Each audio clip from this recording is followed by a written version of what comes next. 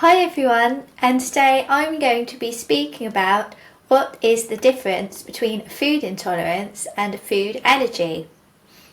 So, as they are actually quite different. So, when you stay with me over the next few minutes, I'm going to share with you how you can tell if you have a food intolerance or a food allergy, what's the difference between them, and then what you can do if you suspect that you have one. Okay, so you may be wondering, what is a food intolerance? Well, a food intolerance, it occurs when you consume a food and your body has an immune reaction to it.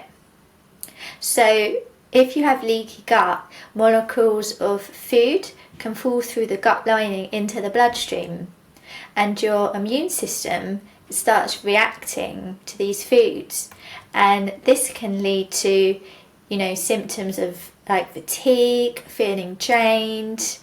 It can lead to post-viral fatigue, or if you're more prone to getting, flus and colds.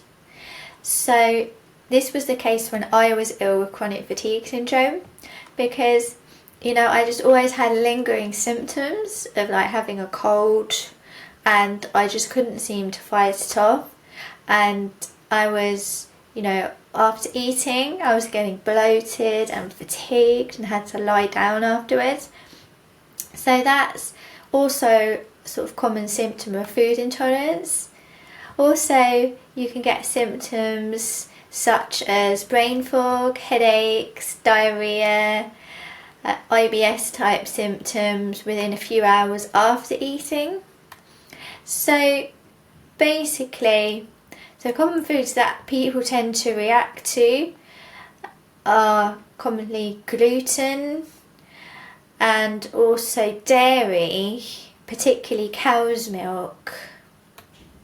So when I was ill, my nutritionist did a food intolerance test on me, and she determined I was actually intolerant to sugar, beef, cow's milk, and I think it was mushrooms and chocolate as well. And in terms of wheat, I actually had a positive celiac blood test, and when I went to the doctor, they did all the tests and the celiac blood test came out positive. So I thought that might explain it, so I immediately removed gluten and wheat. But by the time, in 6 weeks time or so, that they did the endoscopy, it came back negative. So they thought that the celiac blood test was a red herring, like a false negative, but I think I was probably celiac. So I was already avoiding wheat and gluten, so that's probably why it didn't show up on my nutritionist food intolerance test. So, but the difficult thing is you have to keep eating, the wheat before the endoscopy for the celiac test, or, they may not detect it. And I still avoid wheat and gluten today because I still suspect I'm celiac and probably can't tolerate it. So basically what a food intolerance is, compared to a food allergy, is it tends to be when it tends to be a few hours after eating, whereas an allergy to something such as nuts or seafood, you immediately get an immune reaction. You might get like throat swelling, difficulty breathing, itching. So an allergy is immediate, whereas the food intolerance is usually a few hours afterwards, and usually in the digestive system. And a food allergy or allergy to anything is really serious, and some people have EpiPens for that. So that's when you have to avoid the food because it can be life-threatening to you if your throat swells up and you can't breathe. Whereas a food intolerance, you eat the food, you get the reaction a few hours afterwards. It's not life-threatening, but it can give you very unpleasant symptoms such as just feeling tired, bloated, lethargic. You can have brain fog, headaches, diarrhea, constipation, IBS. So So how do you know if you have food intolerance? So when I was ill and saw a naturopathic nutritionist, she actually used bioresonance testing to test for my food intolerances, which is like where you hold metal rods and then it's connected to different samples of food, and she tests their connectivity to see if it weakens the signal or if it's a strong signal. Because if it's weak, it might mean that your body may not react to it very well. So that's one way to do it. I don't think many practitioners do that. It's quite unusual. So most people, and what I do with my clients is I do an IgG food intolerance blood test. It's like a finger prick blood test, testing for your immune reaction to certain foods in your blood. So, I had a client, who came to me who was just feeling really tired after eating, and she wanted to know what was causing it, because she tried like cutting out foods, she just couldn't work out what was causing it. So we did a food intolerance blood test with her, and it's a finger prick blood test that I use that tests for, I think, 282 commonly consumed foods.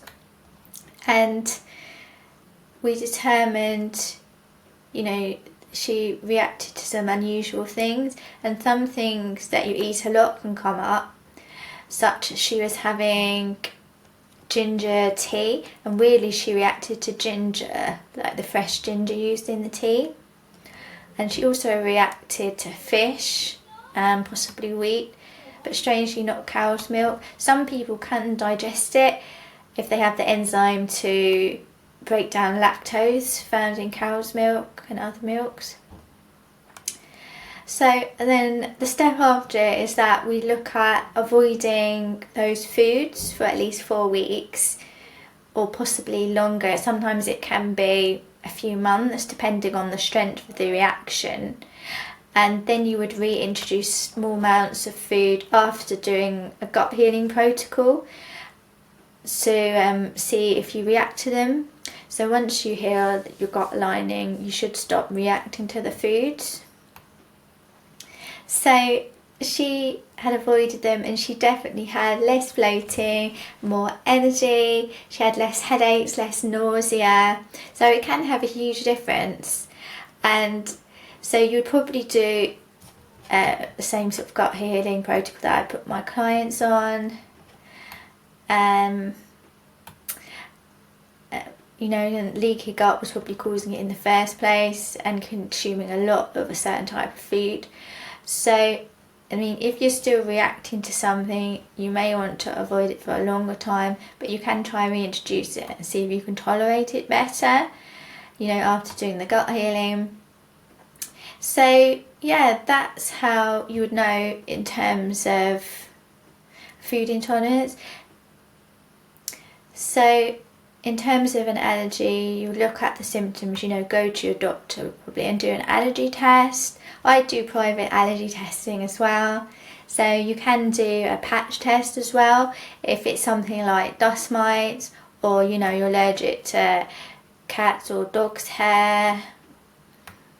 So that's really what I wanted to go through today. So I hope that's helped you to see what is the difference between a food intolerance and a food allergy, and how it can lead to fatigue, especially if you're eating the same foods over and over again, and they're foods that are triggering your immune system, leading to fatigue. And yeah, it can just cause lots of other symptoms as well, like the brain fog and headaches and bloating. So if you're interested in learning more, I do food intolerance testing with my clients, and I offer a 30-minute free discovery call. So if you want to book a call, then I'll discuss how it works with the food intolerance testing, and so you can get answers to what's causing your fatigue after eating, and your other symptoms like bloating, headaches, brain fog, diarrhea, gas. So I'll put that link to book a call if you'd like to find out more. I'll put that in the description below. So yeah, thanks so much for listening today, and I'll be back next week with more helpful tips for how to have more energy. I'll be busting more myths for fatigue, sharing more stories, talking more about testing for fatigue as well. So if you found this episode helpful, please click like, and if you know someone who you think it might help, you could share it with them too. And if you hit subscribe, you'll get automatic updates when my episodes are released on Fridays at 7 p.m. Greenwich Mean Time.